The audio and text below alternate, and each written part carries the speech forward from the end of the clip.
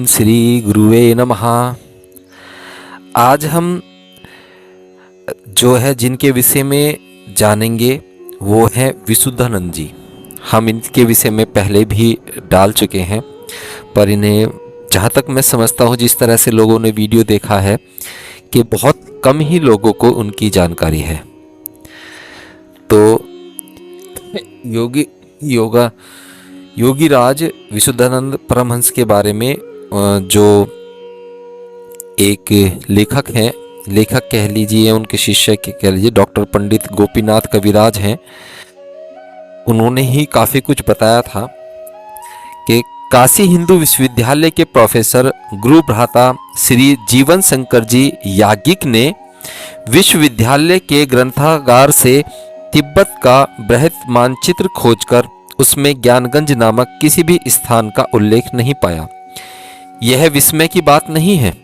प्रथमतः प्रचलित राजनीतिक शासन व्यवस्था, व्यवसाय, भौगोलिक विचित्रता इत्यादि के दृष्टिकोण से मानचित्रों में समुचित मर्यादा संपन्न स्थान ही दिखाए जाते हैं।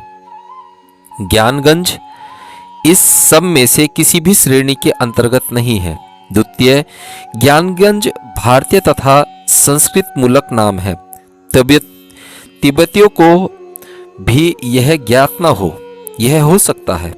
मानसरोवर तथा उसके पास स्थित राक्षसताल, गौरीकुंड, कैलाश आदि नाम भारत में अनेक सती से सर्वत्र विदित हैं। प्रतिवर्ष बहुसंख्यक तीर्थयात्री वहां जाते हैं, तब भी तिब्बत में ये सब नाम अप्रचलित हैं। मानसरोवर को तिब्बत में तसोमाफाम अथवा तमोवावांग नाम से जाना जाता है। वहाँ राक्षसताल को लांगाक तीसो कहते हैं। गौरीकुंड को तिब्बत में थुक्की जुंगबो कहा जाता है। कैलाश पर्वत को वहाँ पर डैम चौक कहा जाता है। मानसरोवर का नाम अत्यंत पूर्व काल में विदेश में प्रचलित है, अतः यूरोपीय प्रकाशकों से छपे मानचित्रों में मानसरोवर नाम ही अंकित है। ज्ञानगंज का यह कोई न कोई तिब्बतीय नाम अवश्य होगा। हो सकता है मानचित्रों में उसका तिब्बतीय नाम ही अंकित हो। भारतवर्ष में भी भाषा की विभिन्नता के कारण नाम की विविधता घटित होते देखा गया है। मद्रास तमिलनाडु प्रदेश एक तीर्थ स्थान को भारतीय पक्षी तीर्थ कहते हैं। साधारण मद्रासी इस नाम को नहीं जानते। वहां इसका प्रचलित नाम है तिरुकालीकुड्रम। इस तमिल नाम का संस्कृत अनुवाद करने पर होता है श्री चिल्लसैल। चिल यानी कि सील। तिरुकालीकुड्रम नाम केवल लोगों में ही प्रचलित नहीं है, प्रयुक्त सरकारी दस्तावेजों में पोस्ट ऑफिस के नाम में यह प्रयुक्त होता है। ज्ञानगंज के तिब्बतीय नाम के संबंध में हम लोगों ने गुरुदेव से कोई प्रश्न नहीं किया था। यहाँ गुरुदेव से संबंध जो है वो योगीराज से है। यदि किसी ने किया भी हो तो वह मुझे ज्ञात नहीं है। इनमें से किसी की धारणा है कि स्थूलतः ज्ञानगंज नामक कोई स्थान नहीं है, वह सूक्ष्मयुक्त कोई स्थान है। वह तो प्रयोजन अनुसार स्थूल रूप धारण करता है, स्थूल कार्य संपन्न में भी सहायता करता है, किंतु उसकी स्थूल सत्ता सदा अव्यवस्थित नहीं रहती। ऐसे लोग उदाहरण में केवल कर्नल अलकार्ड के ग्रंथ ओल्ड डायरी लीव्स का वर्णन करते हैं। इसमें अंकित है कि जब लेखक कर्नल अलकार्ड मैडम ब्लेवस्की के साथ पहली बार मुंबई आए, तब एक किराए की घोड़ा गाड़ी द्वारा मैडम मुंबई से कुछ दूर इनको ले गई थी। उनको घोड़ा गाड़ी पर ही छोड़कर वे स्वयं एक मनोरम उद्यान से घिरे एक मकान में चली गईं। उस उद्यान में कई माली काम कर रहे थे। लौटने में मैडम को विलंब होता देखकर कर्नल उद्यान के सौंदर्य से आकृष्ट होकर गाड़ी से उतर पड़े और आगे बढ़कर माली लोगों से एक दो प्रश्न किए, लेकिन उनकी बात न समझ सकने के कारण अथवा अन्य कारण से माली लोगों ने कोई उत्तर नहीं दिया, क्योंकि कर्नल इंग्लिश में बोल रहे थे और वो जो माली थे वो सभी हिंदी जानते थे। और अपना कार्य में लगे रहे। कुछ ही समय के अंतर मैडम घर से बाहर आई और यह कहकर कि यह माला मुझे गृहपति ने दी है, और एक सुंदर फूल की माला कर्नल को दी।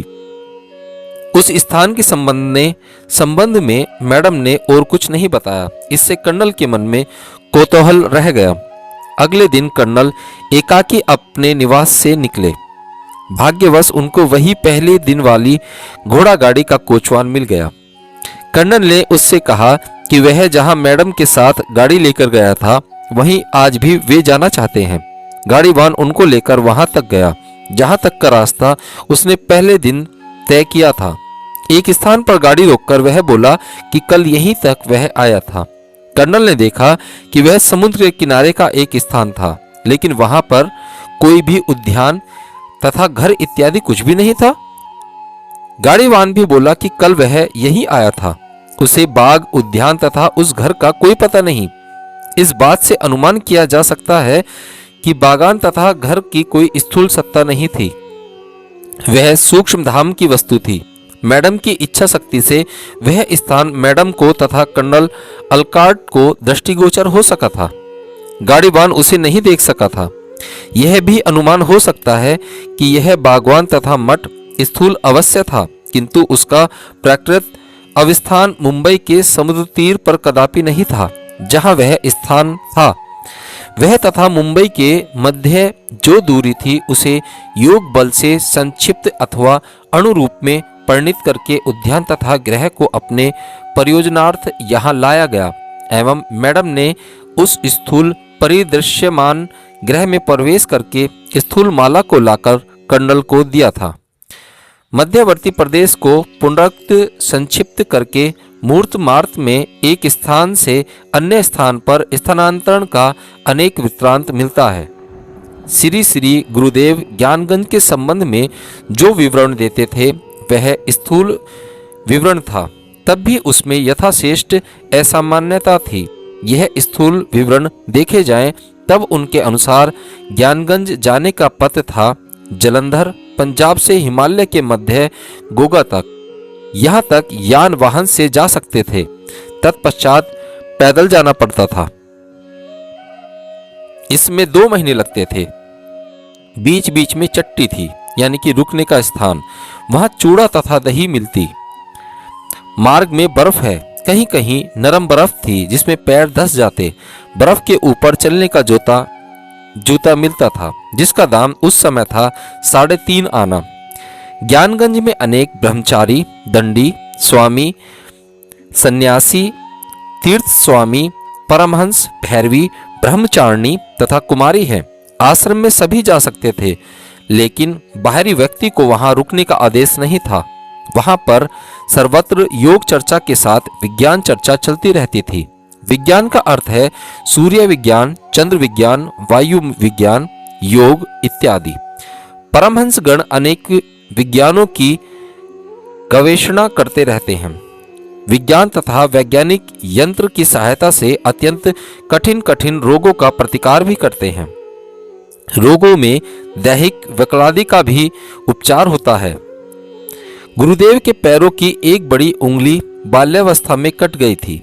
ज्ञानगंज में एक यंत्र द्वारा उसका नष्ट अंश पुनः योजित कर दिया गया था, यानी कि उस अंग को दोबारा से उगा दिया गया था।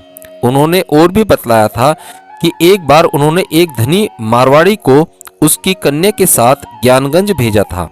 कन्या की यौवन अवस्था आ जाने पर भी उसके वक्ष पर यौवन चिन्ह नहीं थे। ज्ञानगंज से यह कन्या केवल यौवन चिन्ह लेकर ही नहीं लौटी थी, अपितु भगवती तुल्य रूपवती हो गई थी। ज्ञानगंज में संपूर्ण बधिरता का प्रतिकार कर देने का भी यंत्र है, क्योंकि अभी कान की मशीनें इतनी विकसित होकर आई हैं, उस समय नहीं थी। उसे लाने के लिए व्यय करीब 2000 लगता था उस समय। यह 2000 उस समय लगता था। बाबा ने अनेक बार कहा था कि यदि कोई धनी रोगी मिल जाए तब उस यंत्र को मंगाकर अक्षय, यानी कि मेरे के कान का दोष भी मूर्त मार्त में दूर किया जा सकता है। यह सब स्थूल का ही विवरण है, तथापि उन सब में अनेक असाधारण तत्व हैं। ज्ञानगंज के परमहंस देव तथा वहाँ की भैरवी माताओं की आयु 500 वर्ष से लेकर 800-900 वर्ष, यहाँ तक कि उससे भी अधिक की है। जब बाबा विशुद्धानंद जी ज्ञानगंज में शिक्षा ग्रहण कर रहे थे, तब उनके गुरु महर्षि महातपा का 1300वां वार्षिक जन्मोत्सव मनाया गया था। यहाँ तक कि उनकी माता छेपा माँ भी जीवित थी। वे तिब्बत के मनोहर तीर्थ में स्वतंत्र स्थान पर रहती हैं तथा महातपा जी भी वहीं रहते हैं। इतनी अधिक आयु हो जाने पर भी वे देखने में चिरयौवना लगती हैं। उनके सिर के बाल काले, दीर्घ तथा प्रचुर हैं। महर्षि महातपा स्वयं अति स्थूल देह पर भी चलने फिरने में सक्षम हैं। उनके समवयस्क एक गुरु भाई हैं, वे वैष्णव हैं। उनका नाम है भवदेव गोस्वामी। वे ज्ञानगंज अथवा मनोहर तीर्थ में न रहकर अन्यत्र रहते हैं। महर्षि महातपा के परमहंस शिष्यों में सर्वापेक्षा शक्तिशाली हैं। श्री श्री भृगुराम देव परमहंस, उनकी आयु करीब 500 वर्ष है। बाबा उन्हें दादा गुरुदेव कहते थे। उन्होंने ही बाबा की योग शिक्षा दी थी। बाबा विशुद्धानंद देव को विज्ञान की शिक्षा देने वाले थे परमहंस श्यामानंद। उनको ज्ञानगंज में विज्ञान चर्चा का भार दिया गया था।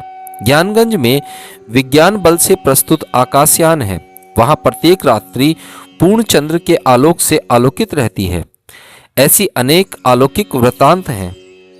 उक्त परमहंस लोगों में से अभयानंद स्वामी को एक बार वर्धमान में तथा अंततः एक बार कलकत्ता गंगा तट पर देखा गया था। उनके वर्धमान अवस्थान का वृत्तांत मेरे गुरु भाई परलोकगत पुलिस इंस्पेक्टर उपेंद्र चौधरी ने विशुद्धानंद प्रसंग के 3 खंड में लिखा है। वे महात्मा मानो साक्षात महेश्वर के समान हैं। श्री नीमानंद स्वामी, श्री उमानंद स्वामी परमहंस समय समय पर आते हैं। कभी कभी ही किसी के सम्मुख अपना प्रकटीकरण करते हैं।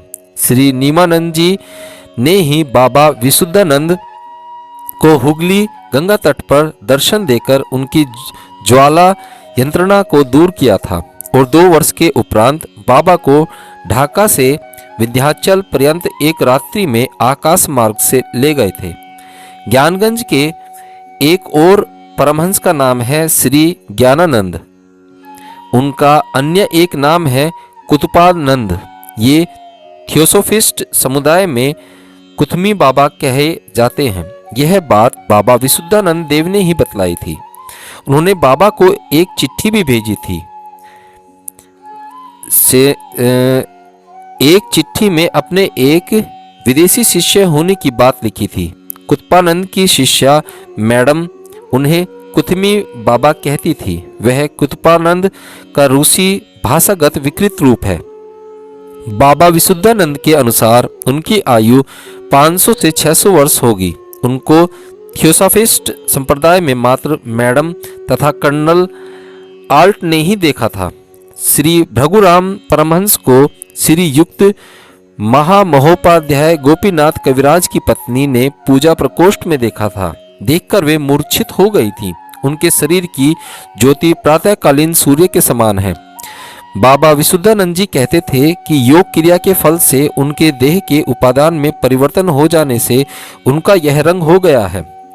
रक्तवर्ण ज्योति पिंड रूप से बाबा भृगुदेव को काशी विशुद्धानंद कानन आश्रम में बाबा विशुद्धानंद के प्रकोष्ठ में प्रवेश करते प्रातः 3:30 बजे आकाश मार्ग से खिड़की के रास्ते मेरे गुरु भाता रमेश मैत्र, देवेंद्र बंदोपाध्याय तथा उनकी पत्नियों ने देखा था। पुनः एक बार ब्रह्म मुहूर्त में विधवा भूषण दादा ने उनका दर्शन प्राप्त करके उनका किंचित आदेश भी प्राप्त किया था। ज्ञानगंज की भैरवी मातागण की भी अनेक समय काशी तथा मंडोल आश्रम में आने की खबर मिली थी। एक बार सन 1930 में प्रयागस्थ कुंभ मेले में बाबा के साथ भ्रमण करते समय केदार भौमिक दादा ने 2 युवती महिलाओं को देखा था। बाबा उन्हें देखकर कुछ मुस्कुराए भी थे। प्रतीत हुआ कि नेत्रों की भाषा से कुछ बात हो गई। बाद में बाबा विशुद्धानंद ने बताया कि वे छंदवेश में ज्ञानगंज की भैरवी माँ थीं। इस सब विवरण से ज्ञानगंज को पूर्णतः स्थूल तथा पूर्णतः स्थूल स्थान मानना भी उचित नहीं। सभी स्थूल स्थान की एक सूक्ष्म दशा अवश्य है। पुराण आदि में इसका वर्णन है। सूक्ष्म काशी का आकार रैंड के पत्ते की तरह है। यह स्थूल काशी की पृष्ठभूमि में है। काशी का एक नाम अविमुक्त क्षेत्र ज्ञानगंज की आध्यात्मिक सत्ता के संबंध में समय समय पर कुछ कुछ सुना गया था। वे इस विषय में विशेष विस्तार से नहीं कहते थे। इन सब विषयों को हृदयगमन करने का एकमात्र अधिकारी उन्होंने महाउपाध्याय पंडित गोपीनाथ कविराज को समझा था। तभी बाबा ने तत्व कथा जितनी उनको बतलाई उतनी किसी को भी नहीं बतलाई। मैंने बाबा विशुद्धानंद देव से जितना कुछ सुना था उसी के अनुसार मैं यह आपको बतला रहा हूँ। ज्ञानगंज के रहस्य को महामंडित करने वाले हैं वहां से संश्लिष्ट परमहंस गण तथा भैरवी माता गण। परमहंस में से श्री भृगुराम, नीमानंद, श्यामानंद, ज्ञानानंद, अभयानंद, उमानंद, धवलानंद तथा परमानंद गोस्वामी का नाम मुझे ज्ञात है। रामानंद नाम से भेजा गया ज्ञानगंज का एक पत्र बाबा विशुद्धानंद के पास से मिला था, लेकिन ये परमहंस है या नहीं यह ज्ञात नहीं हो सका। भैरवी माता गण में मैं श्री उमा भैरवी, श्यामा भैरवी, त्रिपुरा भैरवी, ज्ञान भैरवी, आनंद भैरवी माता ज्ञानगंज में है। यह बाबा विशुद्धानंद देव से सुना था। उनके अतिरिक्त नाम मैंने नहीं सुना। उमानंद परमहंस भृगु रामदेव के शिष्य हैं। धवलानंद श्यामानंद परमहंस देव के शिष्य हैं। परमानंद के संबंध में कुछ ज्ञात नहीं है। शेष सभी महर्षि महातपा के शिष्य हैं। परमहंसों में तथा भैरवी माताओं में से अनेक की आयु 500 वर्ष से अधिक है। मनुष्य की रक्त मांस की देह सामान्यतः 100-125 वर्ष से ऊपर स्थायी नहीं होती। 100 वर्ष के पहले से ही देह जीर्ण होने लगती है, परंतु ज्ञानगंज के महात्मा तथा भैरवी गण इस नियम से चलित नहीं हैं। योग क्रिया के कारण उनके देह का रक्त मांस अन्य प्रकार का हो गया है। उपादान ही परिवर्तित हो गया है। उन्हें भोजन का प्रयोजन नहीं है। फलतः मल मूत्र आदि का उत्सर्ग भी नहीं है। यद्यपि शरीर में अमित शक्ति है, रिद्धि सिद्धि अतुल्य है, ज्ञान अप्रतिहत है, उनकी गति अबाध है। वे पर्वत की शिलाओं में से भी निषेध मात में प्रवेश कर सकते हैं। अति दूर तथा अति निकट कुछ भी उनके लिए बाधक नहीं है। देश काल उनकी गति, चिंता तथा ज्ञान का नियामक नहीं है। अब यहाँ प्रश्न उथाकथित होता है, उनके अति मानव जीवन का प्रयोजन तथा लक्ष्य क्या है? यदि कोई उद्देश्य न होता तब वे मोक्ष का वर्ण कर लेते। साधारण लोग जिसे मोक्ष निर्वाण कहते हैं, उनकी अवस्था तो इस सब से अत्यंत उच्च है। उन्होंने मोक्ष तथा निर्वाण का लंघन करके उससे उच्च अवस्था प्राप्त की है, किंतु क्यों, किस आशा में अथवा किस कर्तव्य बोध के चलते वे ऐसा कर रहे हैं? ज्ञानगंज हेतु बाबा ने सुना था कि परमहंस गण में से अनेक सर्वदा विज्ञान चर्चा में लगे रहते हैं। योगी गण योग अवश्य करते हैं। दोनों का फल है ज्ञान वृद्धि तथा शक्ति का प्रसार। ज्ञान तथा शक्ति दोनों ही अनंत हैं। दोनों ही अनंत भाव से ईश्वर में विद्यमान हैं। ज्ञान स्थिर है, शक्ति में चौवलय है, इसलिए पूर्ण ईश्वर की शिव तथा शक्ति रूपेण कल्पना की जाती है। एक ओर वे सर्वज्ञ हैं, दूसरी ओर सर्वशक्ति युक्त हैं। दोनों दिशा से पूर्ण हैं। यही है ईश्वर तत्व। जीव को संपूर्ण ईश्वर तत्व प्राप्त नहीं है। योगी ईश्वर है परंतु पूर्ण ईश्वर नहीं है। बाबा कहते हैं कि जीव कभी भी ईश्वर नहीं हो सकता। ईश्वर के अनंत ज्ञान, अनंत शक्ति का रहस्य जानने की चेष्टा द्वारा योगी क्रम से अंततः के साथ सन्निहित होते हैं तथा उनके साथ घन घनांतर एकल तथा सायुज्य प्राप्त करते हैं। यह है उनकी सत्ता का उत्तरोत्तर विकास। बुद्ध देव के संबंध में एक लेखक लिखते हैं, बाबा भी कहते थे कि योगी के कर्म का अंत नहीं है, योगी ही ईश्वर है। ज्ञानगंज के परमहंस गण भी ईश्वर हैं, तब भी उनमें उच्च भाव है। बाबा विशुद्धानंद देव कहते थे कि भृगुराम देव आयु में अनेक परमहंस गण से कनिष्ठ होने पर भी योगेश्वर में महान है। उनमें से कोई गया विज्ञान के पथ पर, कोई योग के पथ पर, कोई दोनों पथावलंबी हैं, अथवा योग तथा विज्ञान एक ही पथ है। ज्ञानगंज के परमहंस गण में से ज्ञानानंद के व्यापक लोक व्रत का संवाद बाबा विशुद्धानंद देव से सुना था। ये हैं थियोफिस्ट संप्रदाय की मैडम ब्लेवस्की के गुरु। अनन्य परमहंस भी ऐसे ही कृपा व्रत में होंगे। सभी किसी ने किसी रूप में जगत कल्याण में लगे हैं। भैरवी माता गण के भी संबंध में ऐसा कहा जाता है। बाबा ने शरीर त्याग दिया, अपना कोई प्रतिनिधि भी नहीं छोड़ गए तथा भृगुराम देव का जगत उद्धार व्रत समाप्त हो गया लगता है। थियोसॉफिस्ट संप्रदाय भी इस समय क्षीण प्रभाव हो गया है। कितुपादानंद भी अपने जगत कल्याण कार्य को समाप्त समझकर निश्चेष्ट हो गए। यह धारणा उचित नहीं है।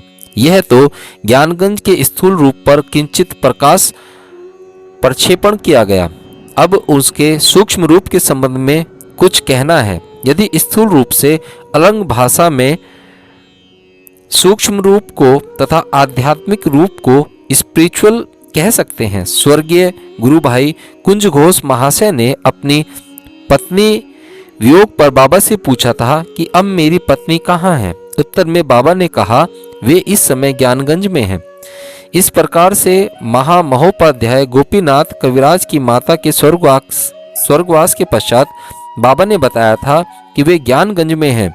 यह वह ज्ञानगंज प्रतीत नहीं होता जिसके विषय में पहले यह बताया गया कि रेल से जलंधर जाकर वहां से गोगा से हिमालय में ज्ञानगंज जाना पड़ता है। यहाँ जिस सूक्ष्म ज्ञानगंज की बात चल रही है वहां मृत्यु के पश्चात पहुंचा जाता है। गुरुदेव बाबा से सुना था कि उनके शिष्यों के लिए अमित ऐश्वर्यवान श्री भृगुराम परमहंस ने एक धाम का निर्माण किया है जहां उनके शिष्यगण तथा उनके परिवार के लोग मृत्यु के अंतर जाकर अपना अपूर्ण कार्य पूर्ण कर सकें। उन्हें अब मृत्युलोक में वापस नहीं आना होगा। इस धाम का कोई नाम बाबा ने नहीं बताया, अतः लगता है कि वह सूक्ष्म ज्ञानगंज है। पर फिर भी मैं जहाँ तक समझता हूँ कि 80% लोग ये मानते हैं कि ज्ञानगंज नाम की कोई व्यवस्था नहीं है, क्योंकि जिसे हम नहीं देखते उसका हम यकीन भी नहीं करते, और इसीलिए हम सभी इसको नकारते हैं कि ज्ञानगंज नहीं है। पर कहीं ना कहीं हम में वो योग्यता होनी चाहिए ताकि हम ज्ञानगंज जा सकें, ज्ञानगंज देख सकें। हरिओम। बाकी अगले अंक में।